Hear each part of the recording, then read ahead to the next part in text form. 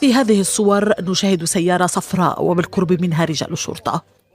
الفيديو التقطه أحد المارة لهم وهم يستجوبون ركاب السيارة قبل أن تقلع بسرعة وقبل أن تطلق الشرطة النار على السيارة التي اتبعت طريقها واصطدمت بهذا الحاجز. على متنها شابين، الأول لاذ بالفرار فيما قتل الثاني.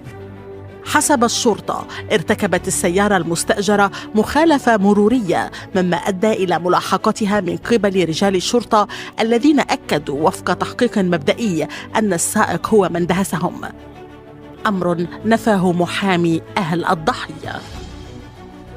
القول إن رجال الشرطة كانوا في خطر ليس واقعاً، لأننا نشاهد الصور الملتقطة وهي تظهر أنهم كانوا إلى جانب السيارة وليس أمامها.